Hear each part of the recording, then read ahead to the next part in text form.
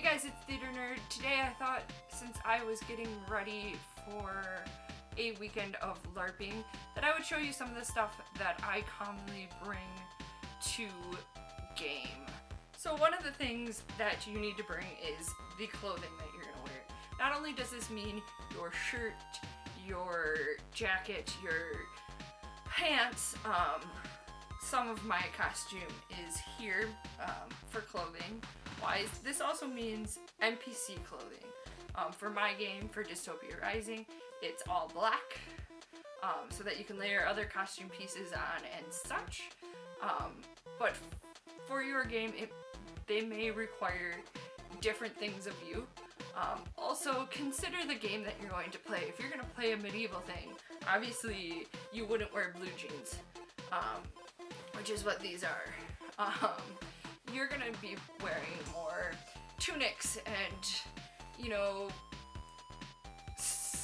dresses and that kind of stuff, depending on the character that you're playing. The next thing to consider is your armor. Again, this will depend on the game that you play, but for my game, it's perfectly appropriate to repurpose hockey shin guards, as well as military vests.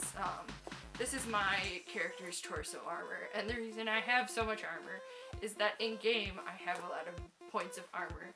I also do medieval recreations, so if I went to a medieval game, I would have some armor that would be appropriate to that genre as well. So in the same vein as armor, you also have weapons that are appropriate to genre. This has been my weapon since pretty much the first game that I played. It's swung for different damage, but it has been the weapon that I have been using since the beginning. It is a little bit harder foam, and depending on the rules of your game are going to be whether or not this will be allowed. I also have commissioned a two-handed weapon. It's a little long four-frame. I will take a pan shot of it because it is beautiful. My friend did wonderful work. But again, this, because it's handmade, you have to make sure that it's made to the specifications of your game.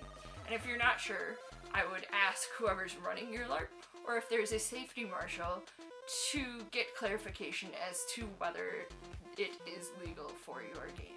So on to bedding. The bedding is kind of contingent upon, again, the genre of the game that you play.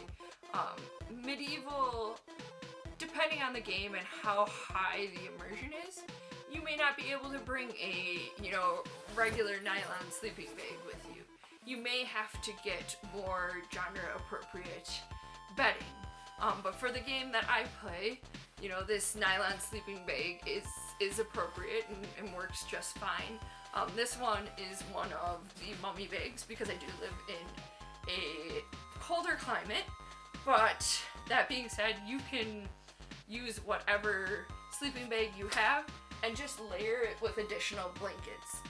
The last game I actually slept on top of that, on top of my sleeping bag, and put the wool blanket on, covered up with it, so that I had layers. And I usually bring 3 blankets. I have a fleece one that I use underneath this as a nice layer because the wool is scratchy, as well as a lighter wool blanket that I actually ended up borrowing to one of my fellow players.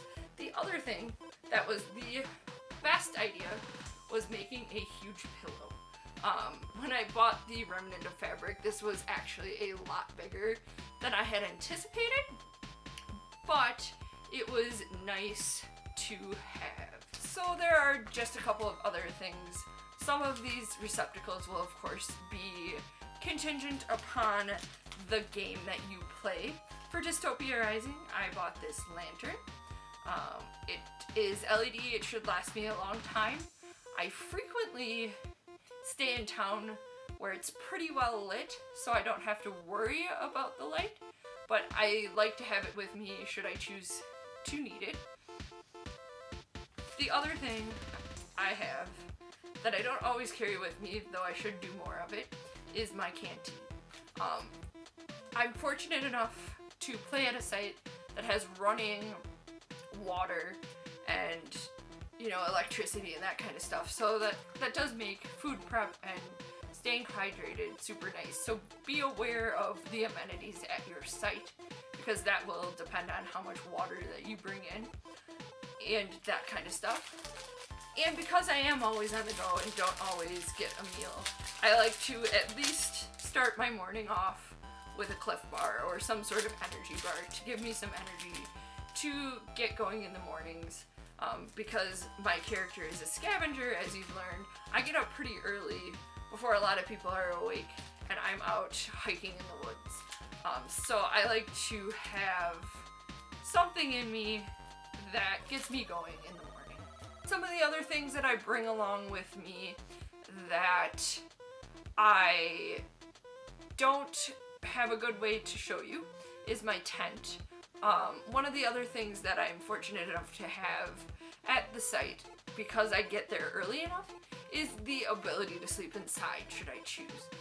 During the winter, that was pretty much my only option, so I made it a point of getting there early, because neither my tent is waterproof entirely or designed for the cold that I get up here in Wisconsin. So that's one thing that I also bring. Sometimes I'll bring a cooler, but again, with the electricity, there are refrigerators should you need them at the site that I play at, so it's not a super necessity, but it is something to be aware of whether or not you have to bring it. So that's all I have for you today, folks. In the comments below, I'd like you to give me suggestions on some of the things that I missed, whether it's camping hacks that you've learned, or just suggestions of things that you should think I should consider bringing with me to learn. And as always, like and subscribe. Ta-ta for now, nerds.